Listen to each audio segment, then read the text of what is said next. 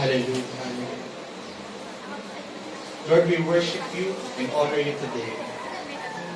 Wala kami ibang tinataas, wala kami ibang tinatakila, kundi ikaw lamang sa aming buhay, Panginoon. You alone are holy, you alone are faithful, you alone are worthy. Walang ibang karapat-dapat, kundi ikaw lamang, Panginoon. Salamat po sa panibagong opportunity na muli kaming makapakinig ng iyong salita sa araw na ito, Panginoon. Nihiling po namin, kayo po ang manguna sa gawain ito. Sa pagsambang ito, Panginoon, manguna ka. At sa bawat pusong makikinig ng iyong salita, manguna ka, Panginoon. Mangusap ka sa amin, Panginoon. Dalangin ko po bilang ako na magpapahayag ng iyong salita. Bigyan niyo po ako ng karunungan. Bigyan niyo po ako, Panginoon, ng linaw sa aking mga sabihin. Pagpapakumbaba at katapangan na maibahagi ang katotohanan ko ninyo.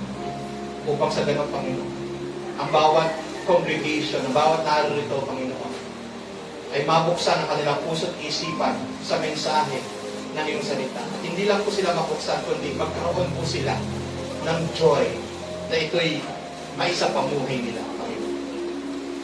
Lord God, hayaan niyo po ng Banal na Espiritu ang patuloy na linisin ang aming mga puso. Hayaan niyo po manangan ng Banal na Espiritu sa aming mga damdamin. Upang sa pagtanggap namin ng iyong mga salita, tanggapin namin ito may pagpapasalamat.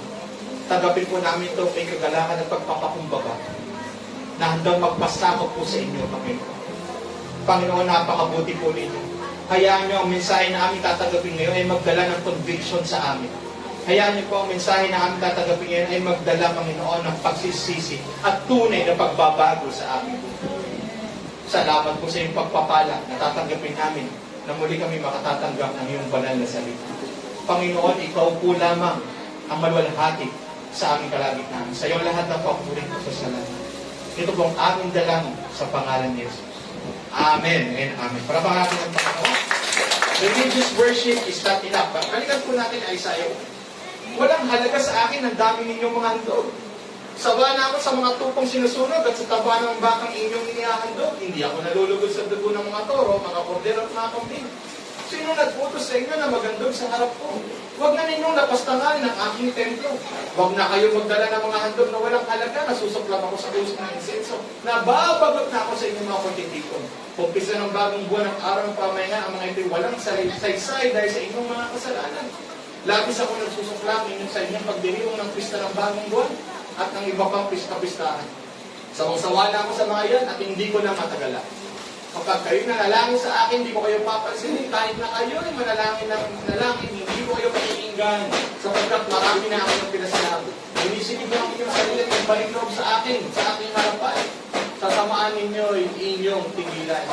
Pag-aralan ninyo gumawa ng makatwiran, pairalin ng katarungan, tulungan na api, pagtanggol ninyo ang mga ulila at tulungan ang mga byuda. Ito po ay nangyari sa lumang tipan na kung saan ang mga Israelites, ang mga Israelita ay naghahandog sa Diyos. Lumalapit sa Diyos upang sumamba na may paghahandog.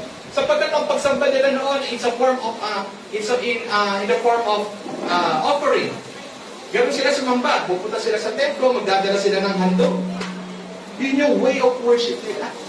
Pero kung titignan po natin, ang sabi ng Panginoon, no, na hindi nagiging katanggap-tanggap yung kanilang worship. Ibig ba sabihin, ayaw ng Diyos na pagsamba? No. Gusto ng Diyos na sinasamba siya.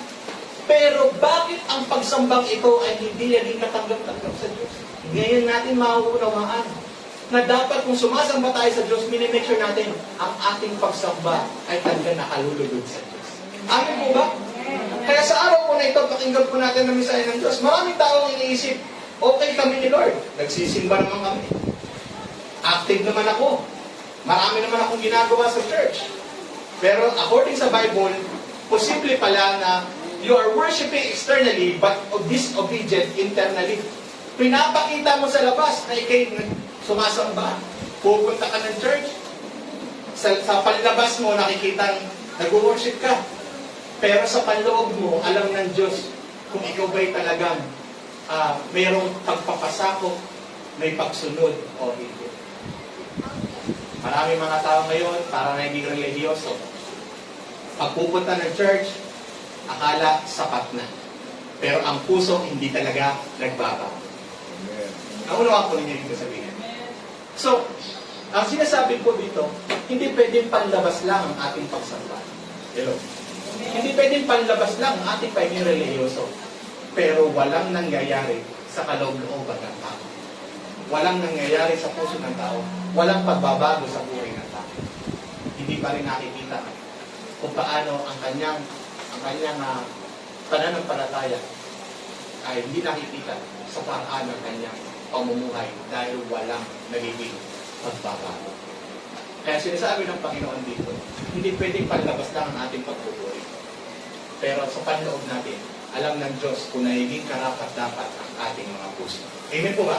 Amen. Kaya tignan po natin present in worship, but heart is absent. Marami mga tao, present sa worship, nagpupuri, pero ang totoo, ang puso sa Diyos, absent. Naging parang tradisyon na lang ang simbahan. Pero yung relasyon nga sa Panginoon, nakita natin na hindi gano'n nagiging maayos. Dahil akala nila, church attendance is enough. Naunawan po ninyo ako? Kaya present in worship, but heart is absent talaga sa Panginoon. Okay? Kaya pakikita po natin, ang sabi ni Lord, English version, in Isaiah chapter 1 verse 11, "These people honor me with their sacrifices, but their hearts and lives are far from me." Wino-worship nila ako, inaandugan nila ako, pero ang totoo, ang puso nila at ang buhay nila malayo sa akin. Ibig sabihin, hindi talaga ako sentro ng puso nila. Ibig sabihin, hindi talaga ako ang nasusunod sa buhay nila. So, pwede po ba yun? We worship the Lord, pero alam ng Diyos kung malayo ang puso at ang buhay natin sa Kanya. Maraming dumadalo sa iglesia, sa simbahan, pero ang totoo, malayo ang puso at ang buhay sa Panginoon. Hello? Kaya pag-usapan po natin, mismo si God na nagsabi, God the Father. These people honor me with their sacrifices, but their hearts and lives are far from me. Gusto po ba natin yon? Sabihin sa atin ng Panginoon, inaandugan niyo ako, sinasamba niyo ako. Pero ang totoo, malayo ang puso at buhay niyo sa akin. Hindi ako sentro ng puso niyo. Hindi niyo sinusunod sa buhay niyo ako. Pero kayo'y nandito. Malayo sa akin. Amen po ba? Amen. Kaya sa buhay po natin, hindi dahil ayaw ng Panginoon ng worship. Sabi mo sa akin mo, hindi naman ayaw ni Lord ng worship. Gusto ni Lord, bino-worship natin siya. Gusto ni Lord, sinasamba natin siya. Pero ayaw niya ng worship na walang tunay na pagbabago ng buhay. Ayaw niya na tayo nag-worship pero walang pagbabago sa puso, walang pagbabago sa buhay. Ang gusto ng Panginoon, pag ikay nag-worship, ang unang nagiging tunay ay yung nagiging totoo, ang unang nagbabago, ang puso mo at ang buhay mo sa iyong tunay na pagsamba sa Kanya. Maliwanag po? Kasi pwede naman tayo sa panlabas, pwede naman natin ipakita na tayo nagsisimba, pwede naman natin ipakita na tayo po ay nakikilahok o sumusuporta sa sambahan. Pero ang katotohanan, hindi yon ang pinaka-importante sa Diyos. Ang pinaka-importante sa Diyos, kung ikaw ba ay yung puso ba ay nagiging karapat-dapat sa harapan ng Panginoon. Amen po? Kaya tignan natin yung background ng text. Ito pong sinulat para po maunawaan niyo yung pangyayari in Book of Isaiah. Si Isaiah po, isinulat yan during nagkaroon po ng dilema sa Israel na ang mga Israelita, bagamat sila bayan ng Diyos, sila po yung mga naging spiritually corrupt. Ibig sabihin, yung kanilang spiritual na buhay ay talagang, sabi po natin, hindi nagiging tama sa harap ng Diyos. Pero religious sila. Sa paano paraan? No? Ginagawa nila. Nag-ahandog sila, nagtitipon sila, may mga kapistahan sila, dumadalo sila sa mga gawain sa templo. Diba? Parang naging tradisyon na lang lahat sa kanila. Marami na, naghahandog ka, umaattend ka ng church, dumadalo ka ng kapistahan, dumadalo ka ng gawain ng church, Lahat yan ay panlabas. Pero, anong ginagawa nila? Sila man ay active sa church, sila may nag-ahandog, pero anong merong buhay sila? Sila po ay hindi nagiging makatarungan. Sila po ay sumusuway sa kalooban ng Diyos. Sila po ay mga mapagmataas na tao. Sila po ay mga pinipili nilang gawin ang kasalanan sa buhay nila. Imagine, nagiging doble kara ang tao. Alam niyo ibig sabihin ng doble kara? No? Sila po ay naghahandog. Ito'y handog ko sa Panginoon. Ako'y nagpupuri sa Panginoon. Ako'y nakikiisa sa gawain ng Panginoon. Pero sa loob-loob din na, sila hindi makatarungan, sila'y suwain, sila'y mapagmataas, sila'y makasalanan. Sa tingin po ba natin, anong sabi ng Panginoon sa kanila? Sawang-sawa na ako sa inyong paghahandog. Hindi na nagugustuhan ang inyong ginagawang pagsam. Mga kapatid, hindi dahil ayaw ng Panginoon ang inyong worship, kundi ang mas tinitignan nga sa ating pagsamba ay yung laman ng ating mga puso. Sabi mo sa atin mong kapatid, ang tinitignan ng Diyos, hindi yung panlabas, kundi yung laman ng ating puso. Kung nagpupuri ba tayo sa Diyos na meron tayong pagpapakumbaba, meron tayong kalinisan sa ating kalooban, meron tayong magandang puso palagi. Kaya lagi tayo nagpapakumbaba sa Panginoon kasi alam natin hindi tayo perfecto. Taas na kamay perfecto, wala. Kaya pag bumaharap tayo sa Diyos, lagi tayo nagpapalinis, lagi tayo nagpapakumbaba, lagi tayo nagpapatuwid sapagkat ang gusto natin kung sasamba tayo sa Diyos, malinis ang ating mga puso. Amen? Yun yung nangyari sa mga Israelita nung panahon na yun. Kaya sabi ng Diyos, hindi na siya natutuwa sa worship nila. Napagod na ang Diyos sa mga ginagawa nila. Kasi hindi nagiging totoo. God does not desire empty religion. He desires a transformed and obedient life. Ayaw ng Diyos na para ka lang religyoso. Para sa Kanya, empty yan. Kahit religyoso ka, empty yan. Kung hindi naman niya tunay nakikita sa iyong buhay, ang tunay na pagbabago at tunay na pagsunod sa Kanya, lahat yan ay baliwala sa iyo. Kaya check our hearts. Ako ba'y lumalapit sa Panginoon? Ako ba'y sumasamba sa Diyos? Na ako'y may pagpapakumbaba? Na ako'y handang magpatuwid sa Panginoon? Na ako'y handang makinig sa Panginoon? Na ako'y sumasamba sa Diyos? Kung patuloy pa rin na panlabas lang ang aking pagpupuri, baliwala lahat yan sa Panginoon. Amen. Kaya number 1, religious activity alone is not enough. Kahit napakadaming gawain dito sa church, hindi yan enough. Kahit may youth fellowship, kahit may men's fellowship, may weekend fellowship, hindi yan enough. Kahit may mga church services tayo, hindi yan enough. Kaya sabi Lord, in Isaiah chapter 1 verse 11 to 15, I have had enough of burnt offerings. Sawang-sawa na ako sa mga handog ninyo. Kasi hindi naman mahalaga sa Diyos kung ano yung handog eh. Bagamat ang handog, ang paghahandog ay part ng worship, pero hindi tinitignan ng Diyos yung mismong handog mo, at tinitignan niya yung puso mo na naghahandog. Amen po? So, kaya nakita natin, yung kanilang pagsamba, panlabas, pero wala talagang tunay na pagsuko ng kanilang buhay sa Diyos. Mga kapatid, kung talagang gusto natin maging karapat-dapat ang ating pagsamba sa Diyos, kailangan buo talaga ang pagsuko ng ating buhay sa Diyos.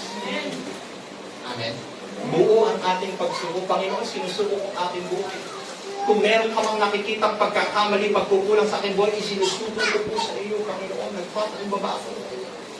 Kung meron bang bagay sa buhay ko na kailangan kita, na dapat mabago, na dapat pagharian mo, Panginoon, nagpapasakot ako. Buong puso, buong buhay ko ako nagpapasakot sa iyo. Anong kalooban mo yung masunod, hindi ako. Anong nararapat siyang mangyari? Hindi ang mga bagay na gusto ko lang, hindi ko ano yung matuwid sa iyo, ano yung banal sa iyo, yun yung mangyari sa buhay mo. Kaya binusuko ko ang aking buhay sa iyo, Panginoon. Yan ang tunay na pagsamba. Hindi lang dahil sa attendance, hindi lang dahil sa ikay manunugtog, mga awit, attendance, hindi lang sa ikay maraming ginagawa sa church. Church attendance is not important. The most important is your total surrendered life. with God. Yung talagang buong pagsuko ng ating buhay sa Panginoon, iyan na naging karapat-dapat na pagsamba sa Diyos. Amen po? Imagine, God rejects worship when the life outside the temple contradicts the worship inside the temple. What does it mean? Sa loob ng church, mag-worship tayo. Yes. Pero paglabas ng church, doon mo makikita ang tunay na buhay ng isang tao. Ang isang tao ba'y nagiging banal lang pag siya ipapasok sa isang church? Ang isang tao ba'y nagiging matulid lang pag siya ipapasok sa church? Pero how about kapag ikay nasa labas ng church? Maipapamuhay pa rin ba natin na tayo kumikilala sa Diyos kahit tayo nasa labas ng church? Hindi pwedeng pinapakita lang natin na tayo kumikilala sa Diyos inside the church. Pero outside the church, hindi natin pinakikita na tayo kumikilala sa Diyos. Maling-mali. Dapat nasa loob man o nasa labas ng iglesia, pinakikita natin yung ating pananampalataya sa Diyos. Sa loob at labas man ng church, pinakikita natin ang ating pagmamahal sa Diyos. Sa loob at labas man ng church, pinapakita natin ang paggalang natin sa Diyos. Sa loob at labas ng church, pinakikita natin ang pagmamahal natin sa Diyos. Sa loob at sa labas ng church, pinakikita natin ang ating pagpapasakop sa Diyos. Sapagkat hindi pwedeng iba ang buhay pag nasa loob ng church, iba rin ang buhay pag nasa labas ng church. By that, God rejects your worship. Pero kung paano tayo nagpapakumbaba sa Diyos, sa loob ng church, ganoon din sa labas ng church, kung paano tayo nabubuhay na patuloy na nagpapakumbaba sa Panginoon, yun yung gustong-gusto ng Panginoon. Palapakan natin ng Diyos. Kung paano tayo nagpapasalamat sa loob ng church, papasok tayo para magpasalamat sa Diyos, ganoon din sa labas ng buhay natin, tayo nagiging mapagpasalamat sa Diyos. Dapat hindi iba ang buhay natin sa loob ng church at iba ang buhay natin sa labas ng church.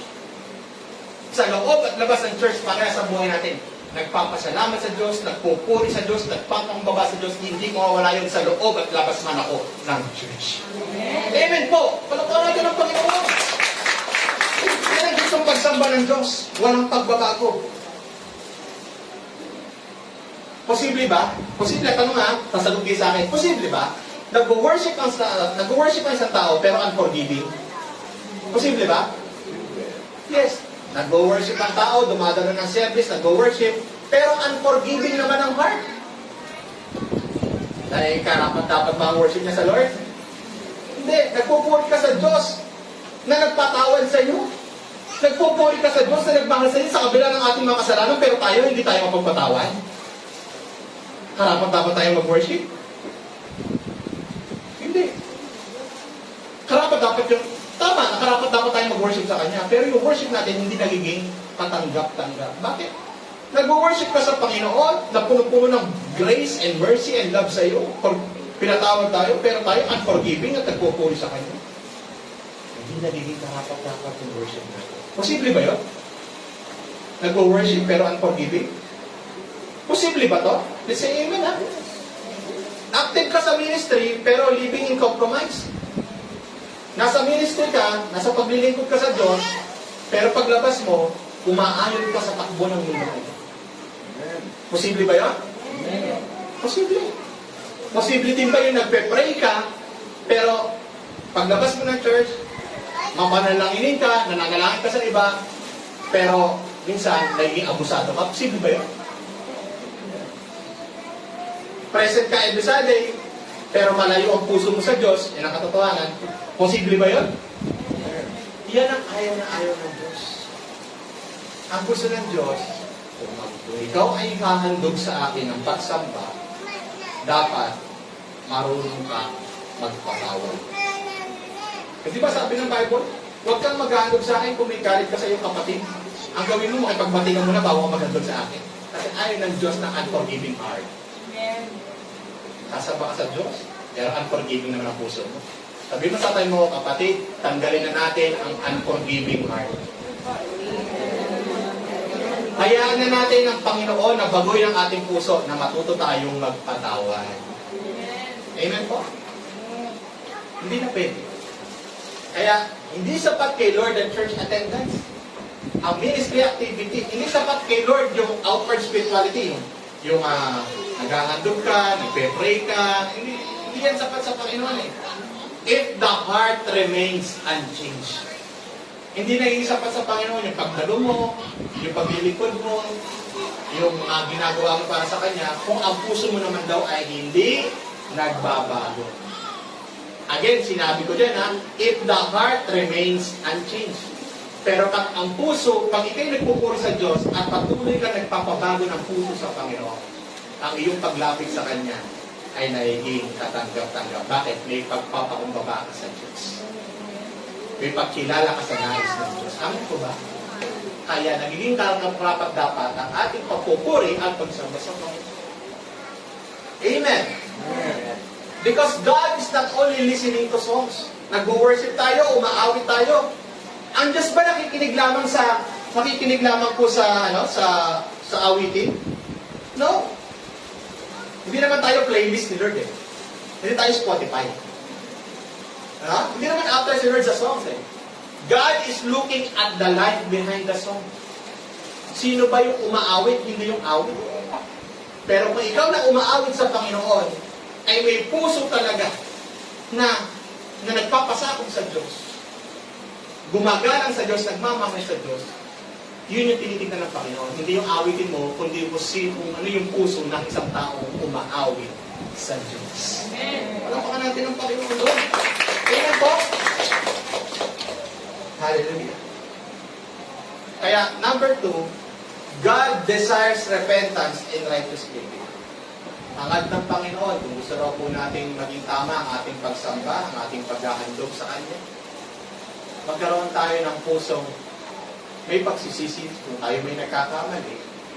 At ang pinipili natin na sa abot ng ating makaya, mapili natin kung ano ang matuwid. Ayun ang gusto ng Panginoon. Kaya sabi ng Isaiah 1:16-17, wash and make yourselves clean.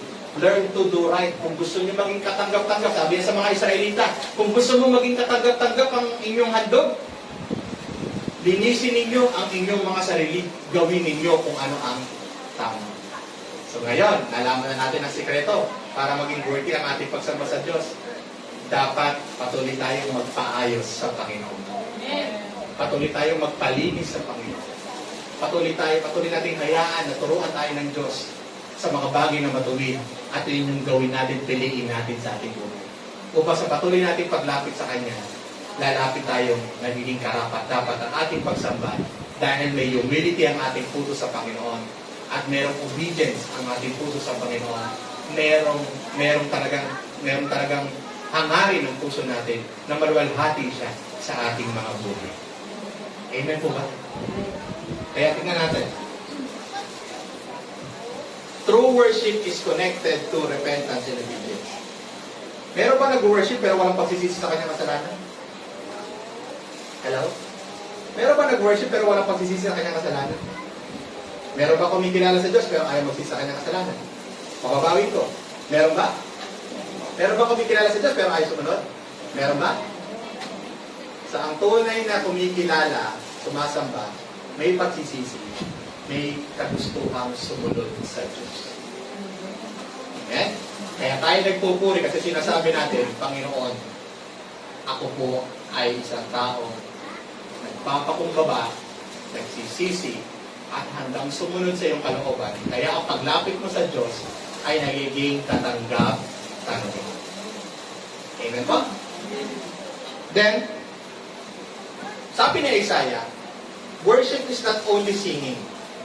Worship is how you live before God. Amen? Ang pagsamba daw po, hindi lang yung pag-awit. Ang tunay na pagsamba, kundi kung paano ka nabubuhay sa harapan ng Diyos. Yun yung pagsamba mo. Kapag pinipiling mo lagi ang matuwid, pinipiling mo lagi ang kapakumbabaan, pinipiling mo lagi ang mabuti, pinipiling mo lagi ang malinis, pinipiling mo lagi ang iyong integridad, pinipiling mo lagi ang iyong mabuting pangalan, pinipiling mo palagi kung ano ang nararapat sa Diyos, iyan ay ang iyong pagsamba. Hello? So, ibig sabihin, hindi pa ang worship pala, hindi lang yung awit. Bagamat dito natin ine-express yung ating damdamin, pero ang worship pala, kung paano ako namumuhay, yun yung worship ko kay Lord. Tama ba? Paano ako nagiging tapat sa maliit na bagay, worship ko kay Lord yun. Para mas pagkatiwalaan ako ni Lord sa malaking bagay. Paano ako nagiging Paano ko pinipili ang kabutihan? Worship ko kay Lord John. Paano ko pinipili ang pag-ibig? Worship ko kay Lord John. Paano ko pinipili ang pagpapatawad? Worship ko kay Lord John. Paano ko pinipili ang pagmamalasakit, pagtulong? Worship ko kay Lord John. Because worship is how you live before God. Yun ang tunay na pagsamba. Paano ka humaharap sa Diyos na meron kang buhay na nagpapasakop sa Diyos? Meron kang buhay na nagmamahal sa Diyos.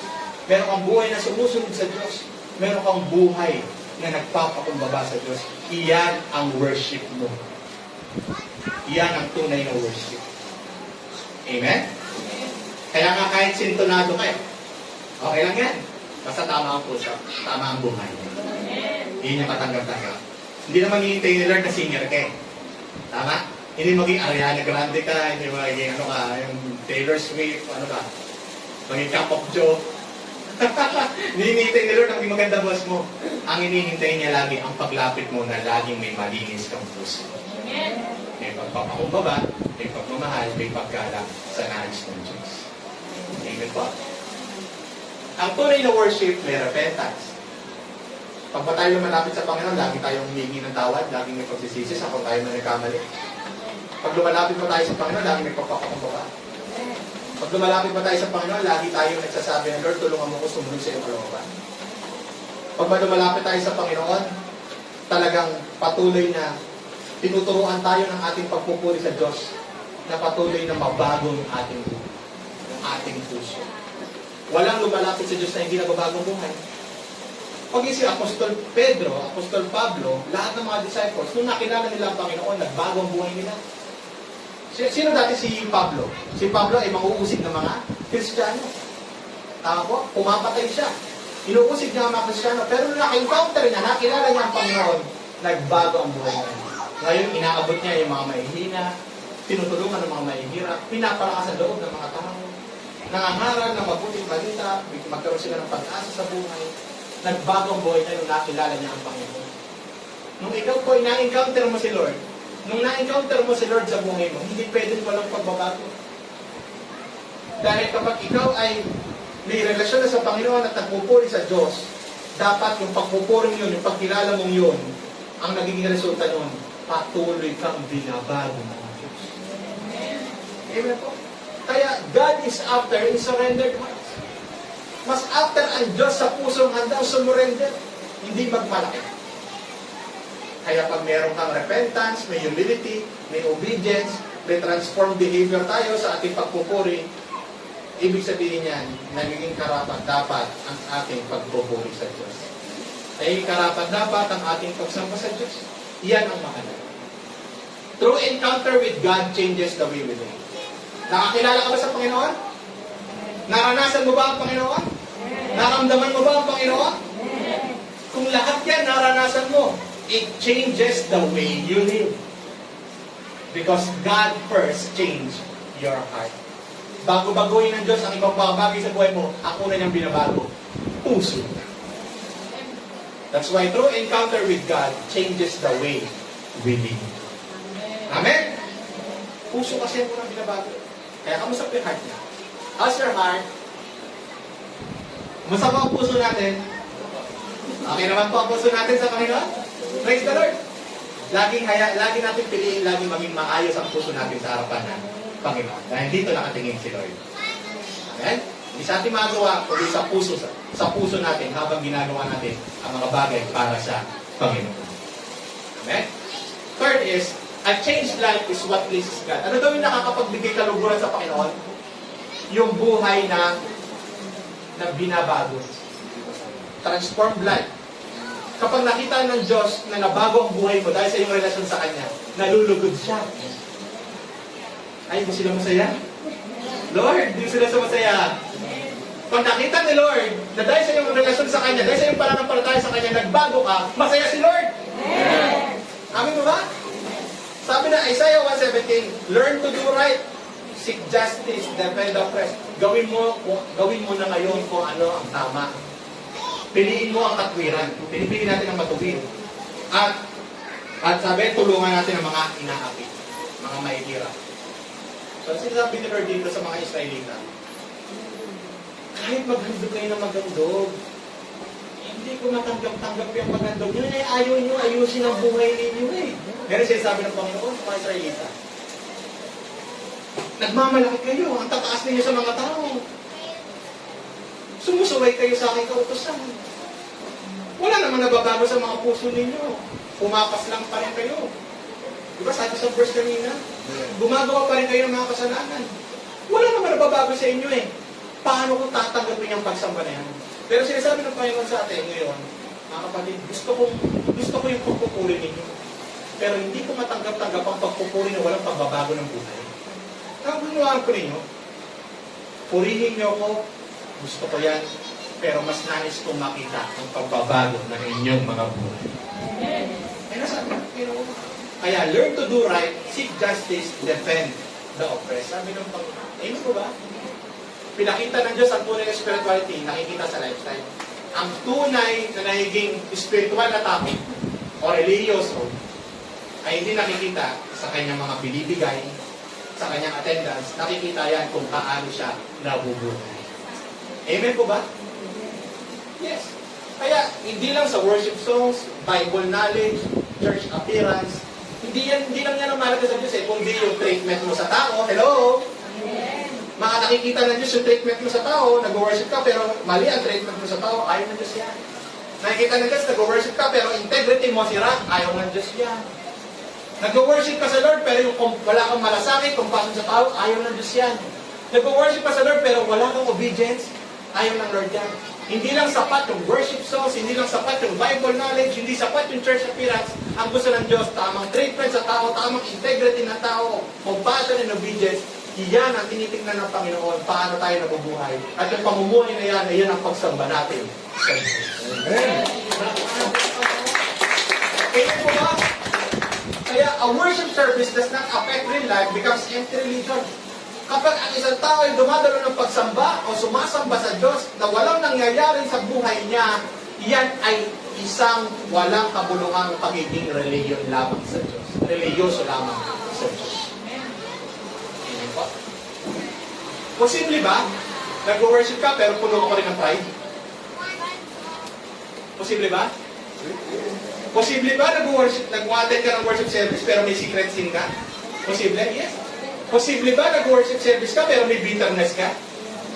Posible ba nag-worship service ka pero nagko-compromise ka? Umaayon ka sa mali? Posible? Kaya, kung lalapit ka, yan ay isuko mo lahat sa Panginoon. Kaya di ba pag lumalapit tayo sa Panginoon, anong ginagawa natin una? Humihingi ng tawad. Panginoon, may lumalapit sa inyo. Alam kong hindi ako karapat-dapat. Alam kong may pagkukulang ko. Pero gusto kitang purihin. Linisin mo yung aking puso. Linisin mo yung aking buhay. Kasi gusto kong maging karapat-dapat ang aking paglapit sa iyo. Kaya kung ayaw mo hubarin yan, lalapit ka sa Diyos, sa tingin natin tatanggapin ang ating gagawin. Hindi. Magpakumbaba muna tayo sa Panginoon, iwanan ng pride, iwanan ng secret sin, hingi ng tawad sa Diyos, ibitawan ng bitterness, ibigin ng tawad kung tayo man ay minsan umaayon sa masama, umaayon sa hindi maganda. Minsan kasi natetect tayo, hindi tayo perfecto, minsan nagdadala tayo ng sitwasyon, nagkakamali tayo.